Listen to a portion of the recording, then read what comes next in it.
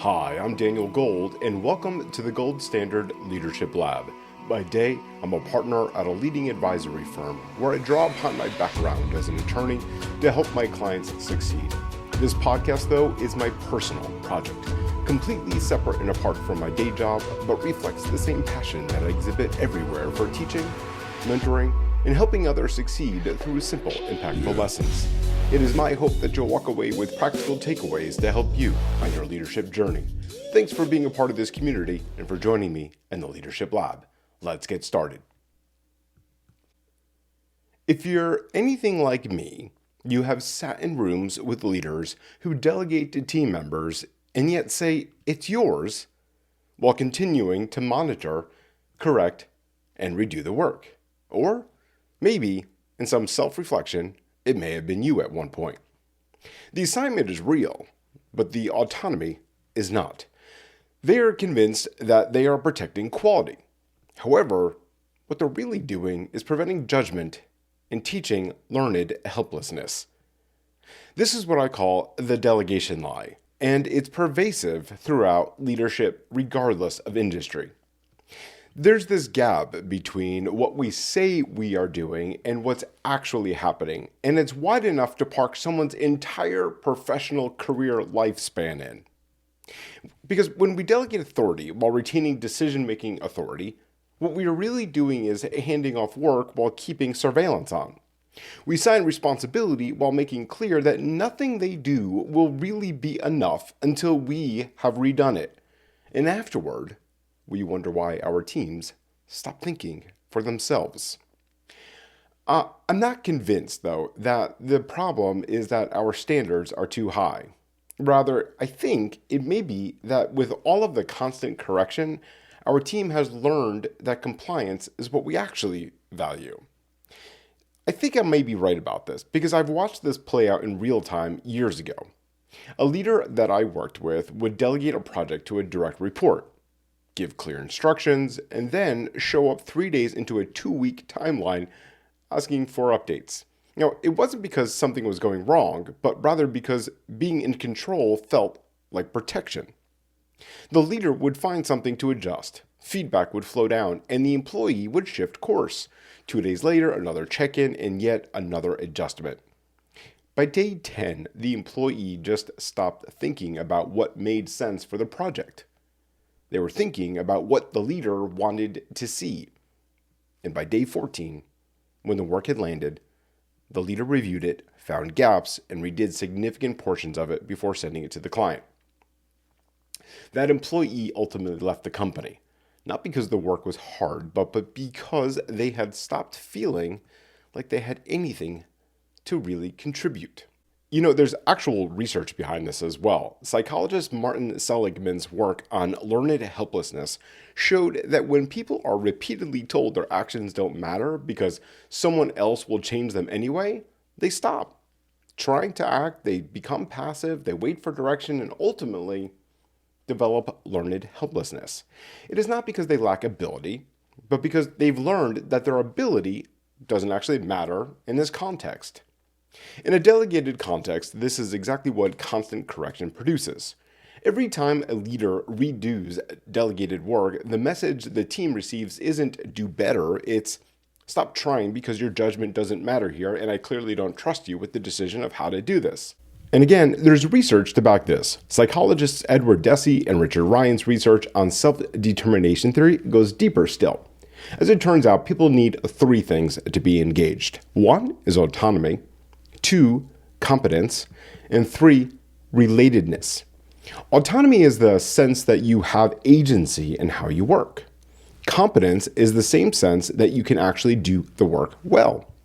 And relatedness is the sense that the people you're working with actually value you. You see, when a leader prevents autonomy by constantly checking in and redoing the work, they're not protecting anything. They're dismantling the conditions upon which people can actually think for themselves. So a person can have massive competence and still disengage if autonomy is gone. If you remove the sense that your judgment matters, and everything else will ultimately end up following. I realized this problem years ago while building up a team myself. I brought operational urgency from my vendor background into a company that was already deeply client-focused. But I was channeling that sense of urgency the wrong way. I checked in constantly on delegated work. I redid tasks when they weren't meeting my alleged standard. And the team perceived this as control rather than care. What's so interesting is that what changed everything for me was what Kim Scott calls radical candor. I received candid feedback and was completely open, receptive, and grateful for what they had said to me because it changed me. What I understood that day is simple. The team didn't yet understand why urgency mattered the way that I perceived urgency. They didn't see the connection between speed and relationships. They didn't know what a delayed response to a client question, issue, or problem could be read by that client as indifference. And instead of spending my leadership energy on translation, I was just spending it on correction. I was preventing autonomy by refusing to trust the team I loved with the judgment of how to do the work I loved. And every time I redid something, I reinforced the message that their thinking wasn't really welcomed. And the irony is that the urgency I cared so much about wasn't actually coming through in my corrections. What was coming through was control. And I want to be clear here, there is a massive difference. Urgency rooted in client care makes teams move faster because they understand what they're moving toward. Urgency enforced through monitoring and rework slows teams down because they're waiting for approval instead of thinking through the problem on their own because the team is talented enough. Think about the actual cost of the delegation lie over time. You have a manager who checks in constantly and redoes work. That manager is working nights and weekends because they're doing their work and redoing everyone else's, and they're exhausted, and burnout happens. Their team is disengaged because nothing they do feels like it's good enough. Turnover is high, burnout is high, training costs are high, and the work product, which the manager is convinced requires their level of control to protect, actually suffers because it's being filtered through exhaustion and surveillance. Now, I want to take a moment here, and I want you to imagine a different scenario. A manager sets clear boundaries about what matters most: speed, accuracy, client relationship, whatever it is. And then the manager lets the team run. The manager does check-ins, but they're about progress against the goal and the outcomes, not about approval of the method. The manager makes their expertise available, but the team is the one doing the driving. And over time, the team actually gets faster. Why? Because they develop judgment about what matters because they've been trusted with it. They catch their own errors because they own the work. They call the manager when they hit a genuine constraint, not for permission. And the manager is free to think about the next thing instead of redoing today's work. To translate all this and boil it all down, one scenario burns you out, the other scales you. And that is a very big difference between the two. Guardrails enable autonomy. They say, here's the boundary, here's what I care about most, and within that, you decide. But micromanagement, that does in fact prevent autonomy. It says, here's exactly how you're going to do this, and I'm going to watch you do it. The guardrails conversation sounds like this. I need this by Thursday because the client reviews on Friday. The format matters because it goes directly to the decision maker. Beyond that, how you get there, it's your call. If you hit a wall, call me. Otherwise, I'll see it when it's done. Now that sounds right, but the micromanagement version sounds something like this. I'll handle the format, you handle the research. I'll review it before you send it, then I'll probably rework it.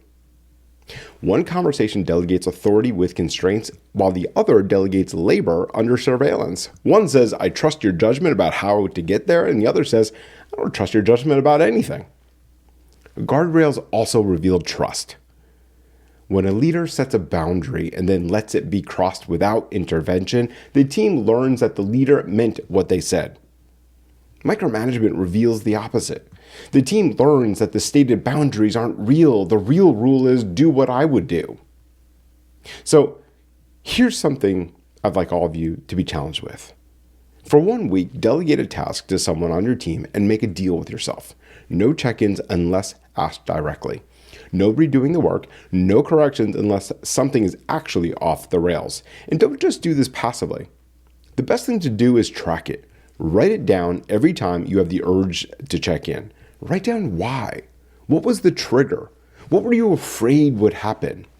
Was it about the quality of the work or about your need to be in control? And at the end of that week, look at the list. Most leaders discover that the reason is rarely about protecting quality. It's about protecting the feeling of being in control. It's about the anxiety that comes from not knowing. It's about the fear that if you're not watching, something will fall apart and it will be your fault. And I think that is the trap. And it's worth seeing that clearly. So the final question I have for you is this. What version of yourself are you building right now? You might believe you are protecting quality, but the reality of leadership is captured in a single distinction. You either build people up or you keep them small.